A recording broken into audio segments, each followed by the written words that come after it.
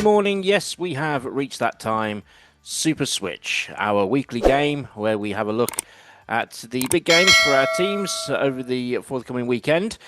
For Villa, for Blues, for West Brom, and for Solihull Moors. If we get the absolute correct score, we get 3 points. If we get the outcome right but not the correct score, nothing if we get it completely wrong. And we are already shaping up the table as far as the early season goes. Top of the table, having amassed as many as 9 points over the first 2 weeks of Super Switch. It is fan of Birmingham City, reporter on Birmingham City, doing sight impaired commentary at St Andrews. It is Kim Smith. Kim, good morning. Morning, Ben. How you doing? I'm good. You? Yeah, fine. Good Just good about to stuff. stuff my breakfast down my face, but Well, yeah, why not? Why not? I don't eat before midday doing this oh job. right. Just to, I've had to explain it to doctors and stuff that my body clock's all out. Well, no, if you do breakfast radio, that's the way it has to be. So 9 points for Kim, two ahead of the reigning champion. It is the star and host of the Crazy Shadow Talks football YouTube channel, fan of West Bromwich Albion, Jonathan Winbush. Morning, John. Good morning, Ben. I'm having my breakfast right now. Didn't I'm ask. currently Right. no. There you go. All right, fine. All right. For those who might be interested, what are you eating for your breakfast? Just cereal. Just cereal. Just cereal. See, it was just cereal. worth those 20 seconds filling the time. I mean, I'm Tell us- currently in my day job, so it's a working breakfast. So there we You go. are you are an everly increasingly fascinating man. And Absolutely. moving on to our third player, who got his first lot of points last week, did quite well actually, 5 points. Fan of Aston Villa, it's Rob Richards. Rob, good morning. Good morning. Yes, hello everyone. I am eating some points this morning, as it's nice to have got some this week. Yeah, okay. However you want to phrase that in terms of innuendo, that is absolutely fine. I've got no points at all after 2 weeks, but we won't dwell on that. We'll move on. You might be wondering what this is around my neck. I promised my daughter that I would show this. This is a heart. If I can get this on the camera, if you can see it. Can everybody see that? Oh yes. This is a heart that she made out of pipe cleaners in an activity group. Oh, And the lanyard is from a kids club at a holiday park in Great Yarmouth where she was on holiday last week. So she brought that back for me, and I said I'd wear it on Super Switch this week because she's there. You go. I mean, you met her, Kim. She's a delight. Is my Yes, child indeed. on her good days. So right, this is amazing, and I think it will be the only time this will happen all season. All of the matches we're covering this weekend kick off at 3 o'clock on Saturday afternoon. I don't think that will happen again this season. Highly unlikely. Just by the sheer nature of the fact Villa are going to have loads of Sunday games because of the Europa League. Blues and Albion will get plenty of 12:30 games because of those early kickoffs in the Championship. And sometimes there are even early kickoffs in the National League. But all the games kick off when all football should kick off at 3 o'clock on a Saturday afternoon. That's the one thing I would make the independent regulator do. All 3 o'clock Saturday afternoon. But we'll start in the Premier League then with a trip to West London, the G-Tech. It's Brentford against Aston Villa. Goalless draw against Newcastle last week. I said at full time in our WhatsApp group that, Rob, I'll take that point and I'll run for the hills. yeah, definitely. I think in the context, 10 men against Newcastle as well. You definitely take a point. I got very ahead of myself denying the predictions. A 3-0 Villa win. Coming off pre-season, I think that was fairly justified. A fairly justified prediction. But yeah, they're very disappointing. Weren't they? It was like Villa didn't have a pre-season at all. It was so flat, wasn't it? Particularly the first half. And but the goalkeeper, fair play. The goalkeeper did very well. Bizzo. Yeah. But again, we're in sort of transfer silly season. I don't think he has come to Villa to sit on the bench most of the time. He's a full international Dutch goalkeeper, and I mean, there's a lot of egos are concerned, and does that mean Emi Martinez eventually will be leaving the club? I don't know. A lot of speculation around players. Jacob Ramsey did leave the club this week. There are lots of stupid links now with Morgan Rogers, simply because of the Eze saga with Tottenham and Arsenal. But it's the on-field matters. Brentford, they had a horrendous time at Nottingham Forest last week. Rob, as it's your team, I'm supposed to be more neutral now this season, now that you're here. As it's your team, you can go first. Brentford against Villa on Saturday. Okay, thank you. Well, I'm probably not the first person to say I'm worried about Brentford this year. A lot of their big signings are departing the team. Haven't really got any real replacements in as it looks at the moment. So I'm worried about Brentford, but I do think it's going to be another lacklustre performance from Villa, and I can see Villa not going until after the international break. So I'm going to give this quite a boring, drab affair, 1-1. So you think that all of the transfer stuff and the PSR stuff is weighing on them, and so they need to get to September knowing exactly what's what before they get going? Yeah. I think this Villa side get nervous as well, particularly in big games, as we've seen in the last few years. And I think Newcastle, that was the season opener against Newcastle, it was the 12:30, wasn't it, as well? It was almost the first sort of game of the weekend. So I think that the occasion got to them, and I think at the moment there's just, as you said, a lot of things around PSR and transfers, and I think once we get that out of the way, then they can really push on. So score? 1-1. 1-1 draw. Jonathan Wimbush. Yeah, coming on to Brentford, you said they had a horrendous opening game. I think the heart's been ripped out of that squad, obviously with Thomas Frank going. I think Wissa has gone as well. Keith Andrews, former Wolves and Albion player, he's got his work cut out there for Brentford. But I think Aston Villa will actually win this 2-0 because they'll be determined not to let a repeat of the Newcastle game happen again. So I think 2-0 Villa.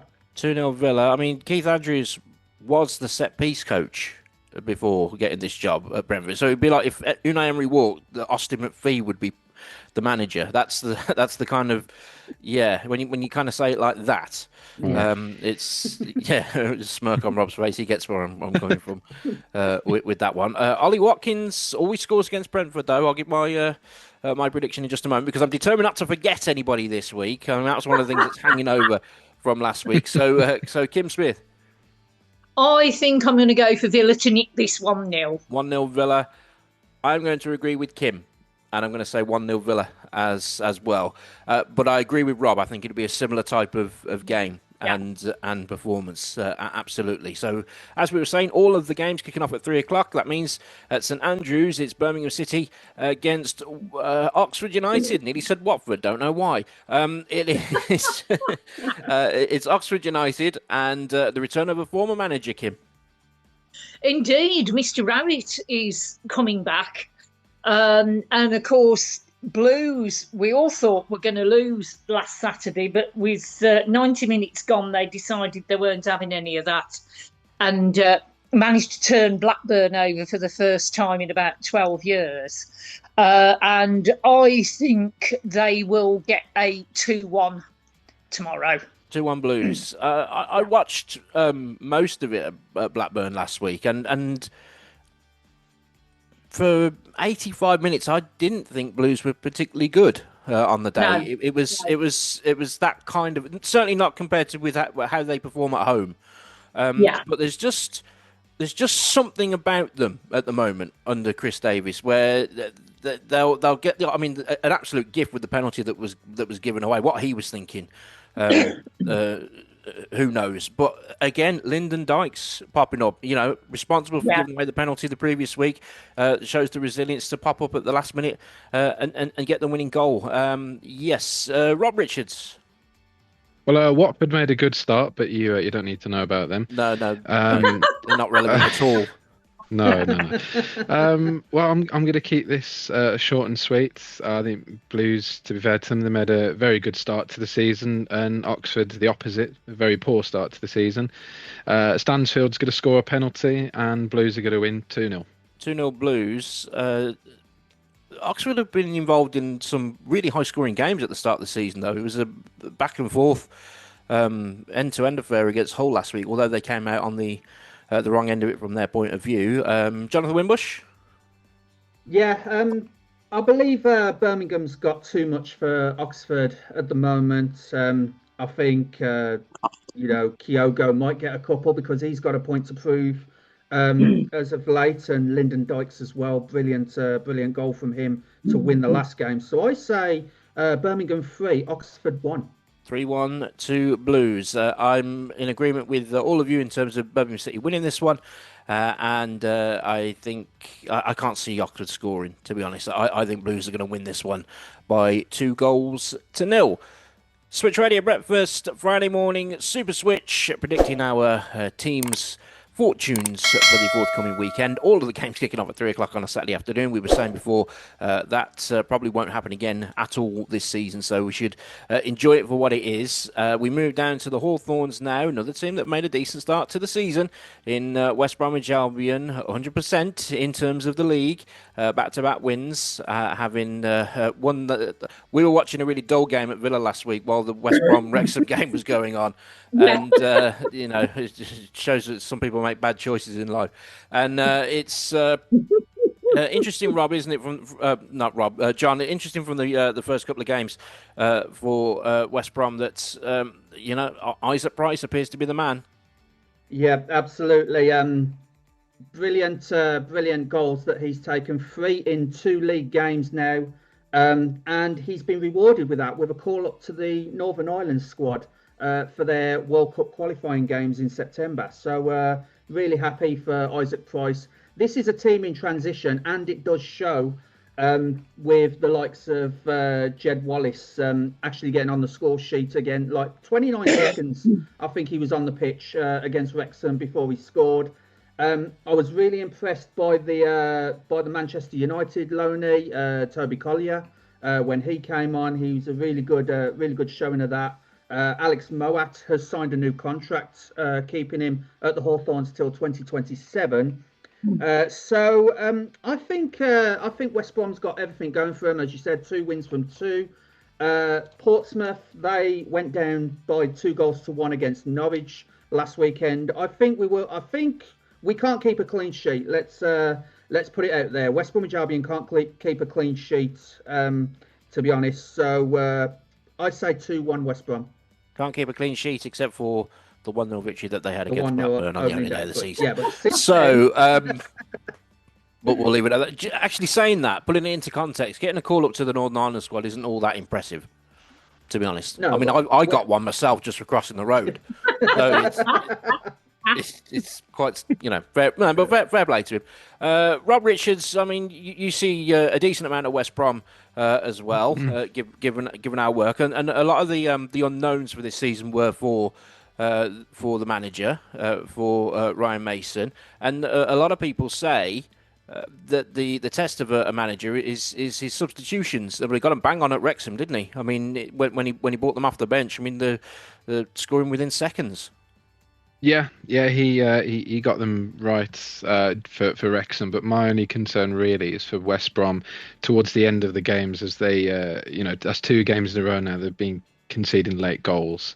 The one against the cup game against Derby and Wrexham. I think because of that, in Portsmouth last game as well, they nearly mounted a late comeback there and should have drawn the game. So I think it's going to be a team that likes to score late goals versus a team that likes to concede late goals. Albion are going to concede another late equaliser. I think it's going to end 2-2.